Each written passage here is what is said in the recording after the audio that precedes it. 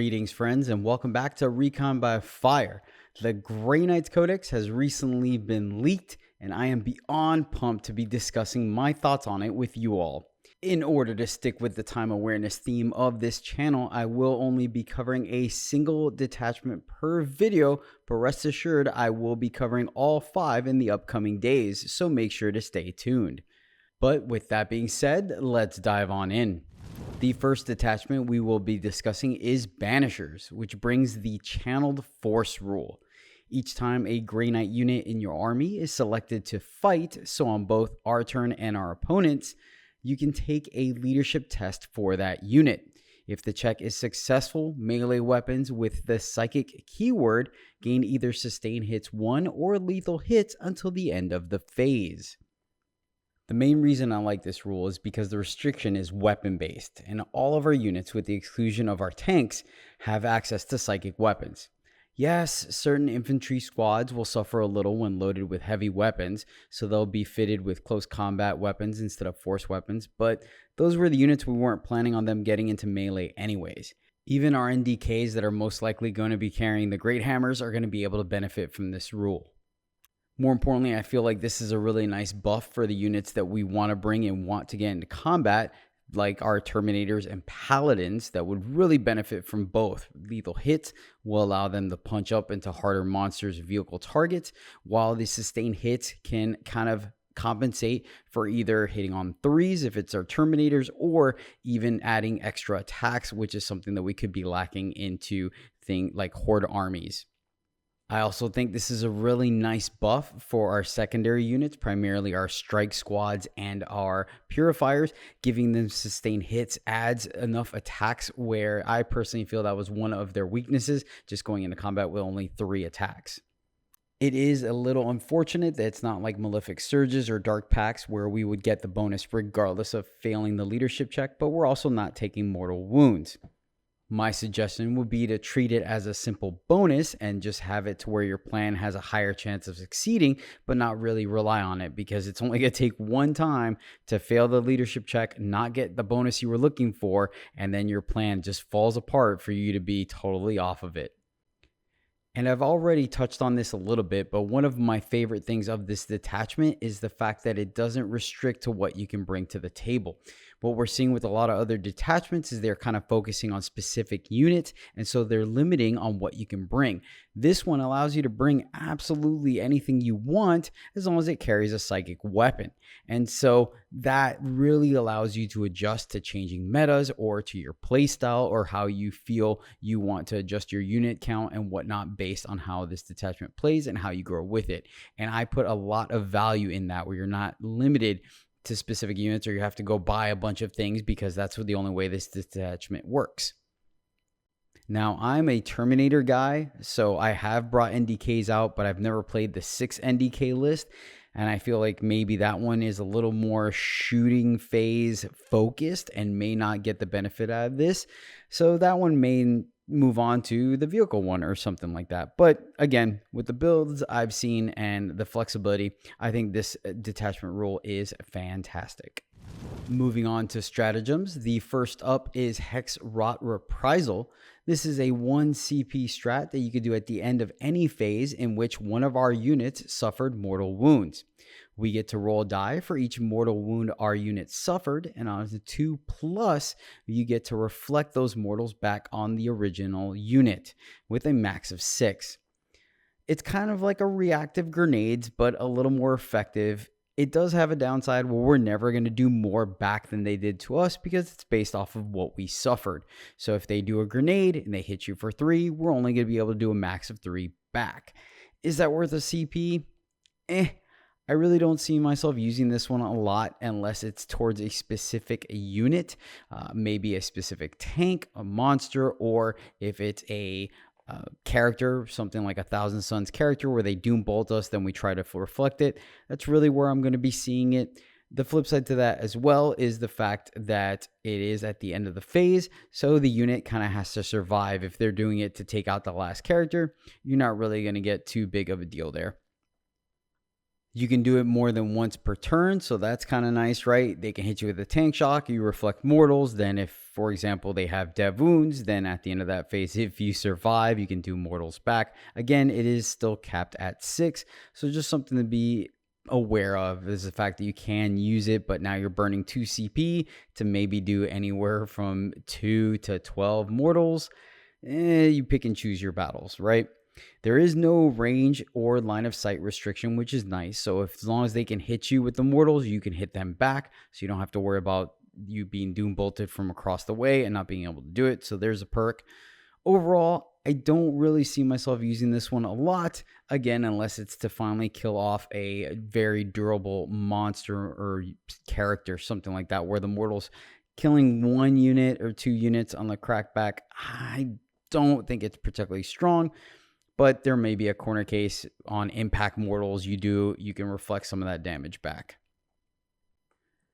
Next up is Warding Chant, where for 1 CP on your opponent's shooting or fight phase after an enemy unit has selected its target, you can gain a 5+ Feel No Pain, but only against 1 damage attacks.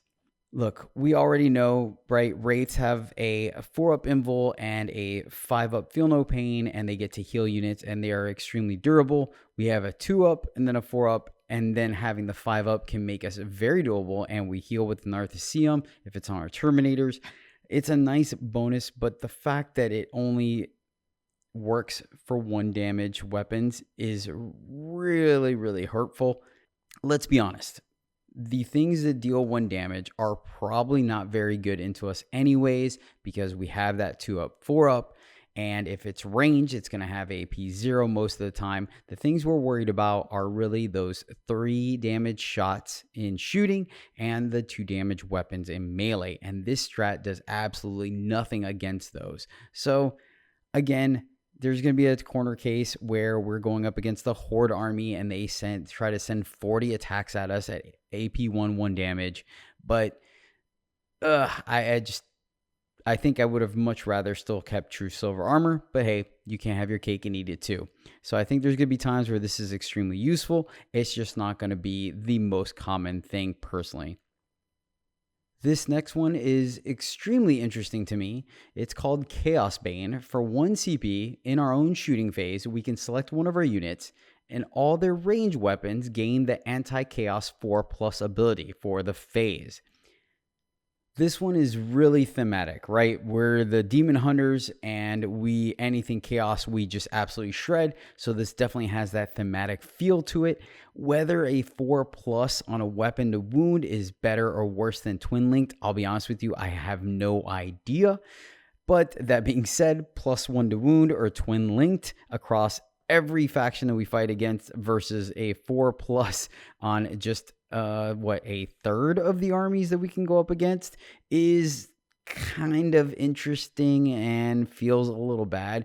I think it's going to be great when we do go up against chaos, just allowing our weapons to easily kind of punch up, especially on things like paladins where we're already hitting on 2s, so we have a lot more shots going through. But I don't know what the math is on this. I don't know how many shots we have to have where we feel we got our money's worth out of this 1 CP. It is 1 CP, which I think is nice. If you're doing it on a unit that gets a discount, it's even better. Against demons specifically, where they only have an invul, it could punch up with our bolters, right? Because the AP 0 won't matter. That being said, we will be able to get additional damage off of our heavy weapons. If a unit's carrying, 4 side cannons, now we're getting a bunch more shots in there. This feels really strong with a purifier brick as well. So I think those are the 2, or maybe even an NDK that is trying to take down like a Chaos Land Raider or a Bloodthirster with the Melta and Psy Cannon. Both of those being able to wound on 4s instead of 5s feels pretty good as well. So that's where it kind of has that +1 to wound feel to it. But again, it is slightly restrictive against based on who we're going up against. It's not going to work on Xenos factions. It's not going to work on the Loyalist. So take that with a grain of salt. I think it's going to be okay. I I think the best thing I could tell you is that this stratagem is going to be good when it's good, and then there's sometimes where you're never going to use it at all, literally. You guys have seen me play with Custodes on the channel and play against Orcs, so I'm going to tell you right now, I love this next one, Celerity. For 1 CP in our charge phase, 1 infantry unit from our army is able to declare a charge in a turn in which it advanced. This one's fantastic. You're going to use it every game because our Terminators are already slow at just, and I do say slow in quotation marks because obviously we can pick them up and put them down wherever we want, but they still only have 5 inches of movement.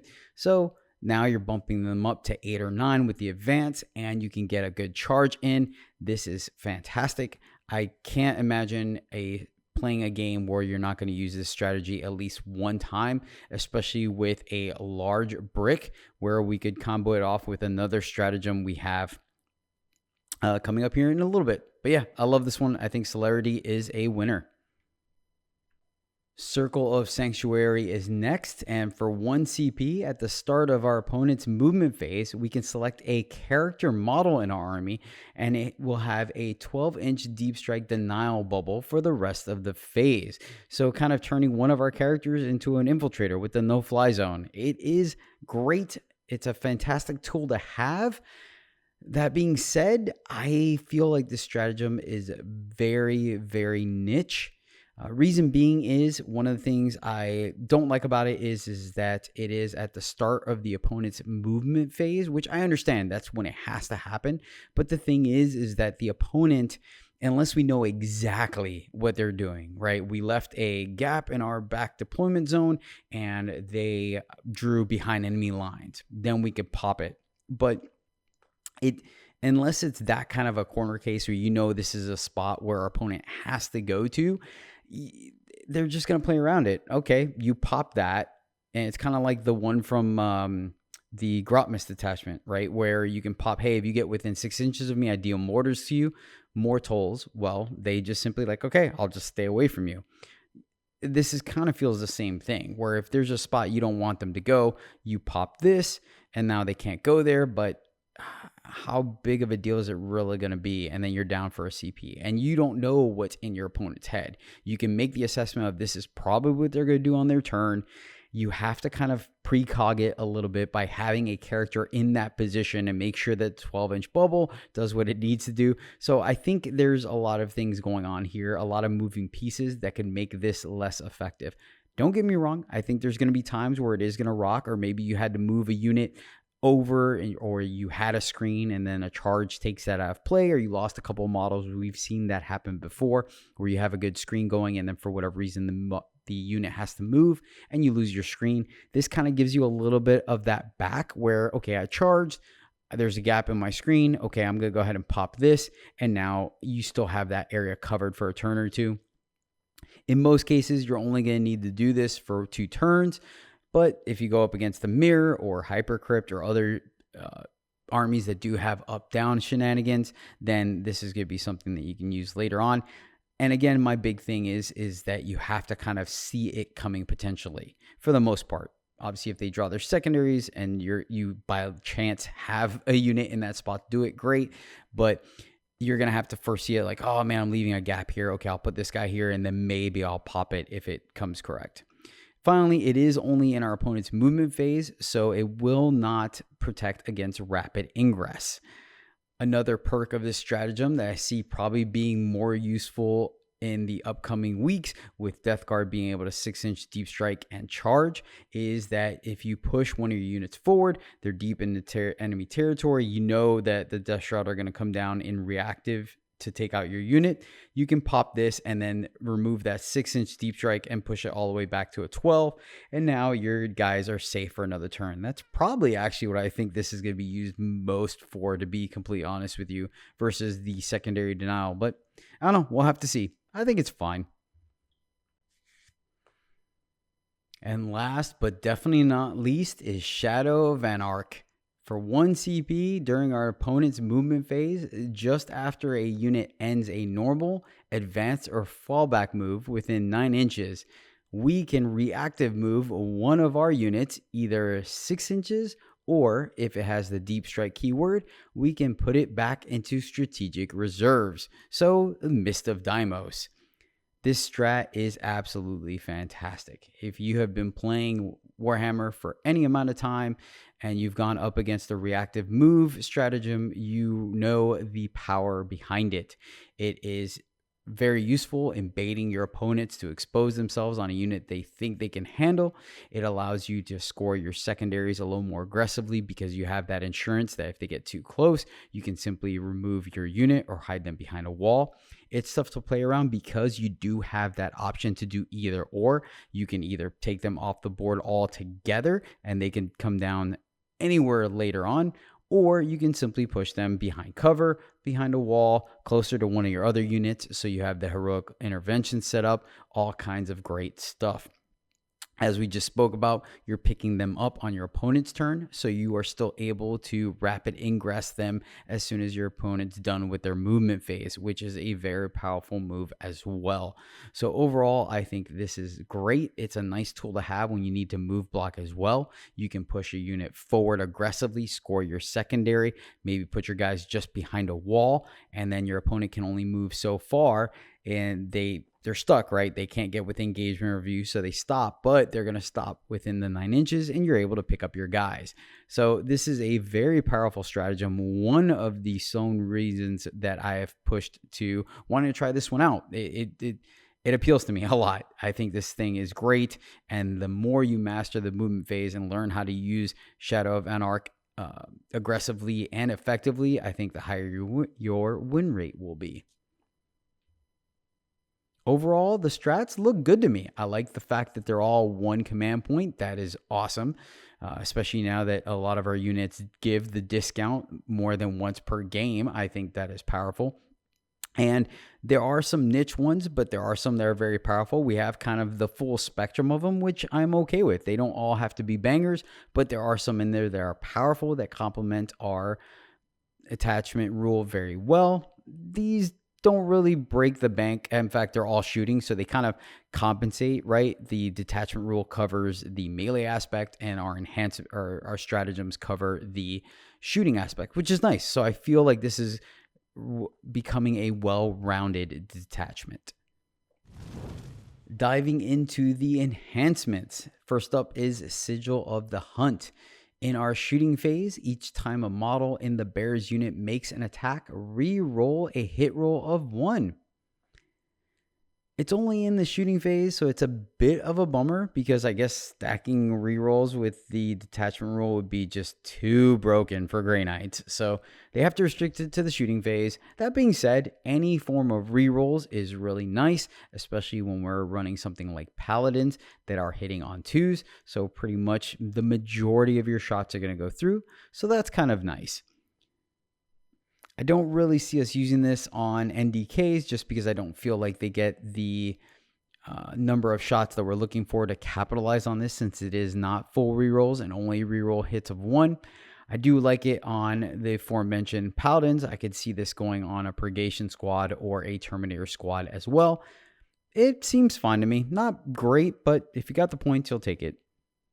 Ephemeral Tome is next. This will only go on an infantry model. At the start of your shooting phase, if the bear's unit is not within engagement range of one or more enemy units, they can use this enhancement. If it does, the bear's unit can make a normal move of D6 until the end of the turn. The bear's unit is not eligible to declare a charge. Of note here, it is at the start of the shooting phase, so you are unable to shoot and scoot, essentially. Shoot at something and then reactive move behind a wall out of cover, safety, or back on an objective. It is only on infantry units, so we won't be able to put this on any of our NDKs. It's D6 you have to roll. It's not a flat 6, so there is a chance that you may not get the movement you need to get line of sight onto the target or to move behind cover. It's effectively giving a unit assault on their weapons, which is nice with something like the Purgation squad or the squad of Paladins.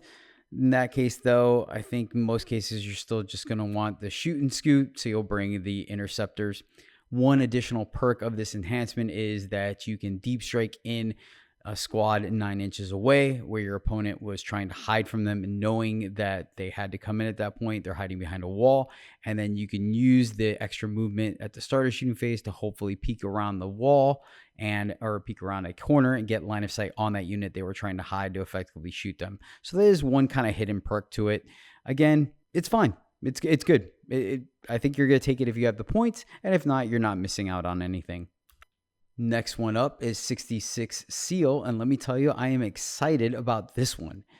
In our shooting phase, each time a model in the bear's unit makes an attack, improve the armor penetration characteristic of that attack by 1.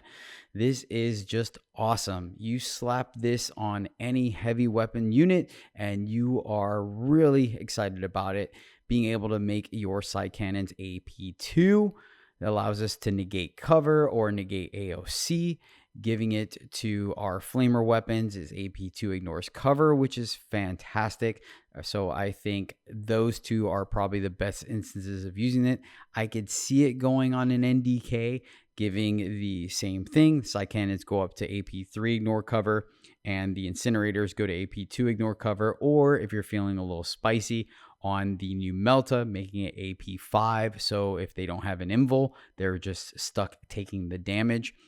And then occasionally, hey, if the extra bolters, right? Not everyone can take our special weapons. So even the bolters going up to AP1, it's not going to matter the majority of the time because AP1 is AP0 in 10th edition, but sometimes it will matter and you will get the extra pip of AP. I think this is a fantastic enhancement, probably the one I'm going to attempt to sneak into every list if I can afford it, especially since we're able to take one less Terminator per unit if we need to. I don't know if it's worth it or not. I typically err on the side of rather having more bodies than enhancements, but I mean, man, going to AP2 is really a breaking point in this game, and that's exactly what this enhancement does. So I can easily see this being very powerful and one of my favorites. So I like the fact that there's an enhancement I'm excited about in this detachment.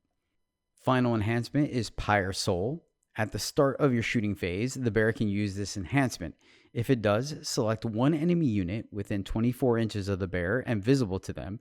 That unit suffers D3 mortals. So it's kind of like a mini grenade that you don't have to, I mean, you still roll for, but you automatically get something. You're going to minimum do 1 mortal, and you can do a max, but you can only do a max of 3. It's a nice little perk. This one's going to kind of based on how much they're going to charge for it. And really, if you have the points left over, it's kind of an odd number of points, you'll add this enhancement. That being said, I don't think you're super excited about taking it either because it's only D3. So at best, you're going to kill a single model from a unit. You may not with just 1 mortal. It's nice to stack it. You do grenades, then you do this, and then you charge in to finish the heavy monster off. But again, D3, not going to be super impactful. I'm actually surprised this isn't something like give the unit rerolls to their leadership checks to kind of synergize with the detachment rule, or something where if you succeed, you get both lethals and sustains instead of just 1. I would have probably liked to see that in this slot, but that being said, it's okay. It's nothing but upside. You're not punished for it, but it's also not breaking any units at all. So take that for what it is. Again, I think it's perfectly fine to take it. I think you're only going to take this one if you have the leftover points. If not, you'd much rather just have an extra unit in your army with a weapon, and both in melee and in shooting. Well, ladies and gentlemen, that is going to do it for the Banishers detachment, and I am really excited about this one. I am super stoked to try it out and see what we can do with the data sheets we have to make this happen. I think it's going to be a lot of fun and definitely one of the first ones I will be experimenting with. Thank you so much for watching. Please take the time to let me know in the comments down below what detachment you are most excited about, and if you agree or more importantly disagree with my views on this here. If you enjoyed the video, please take a moment to smash that like button and share the channel with a friend, as it would really mean a lot to us here and help us improve the channel. That will do it today, and I will see you tomorrow breaking down the next detachment. But until then, happy gaming.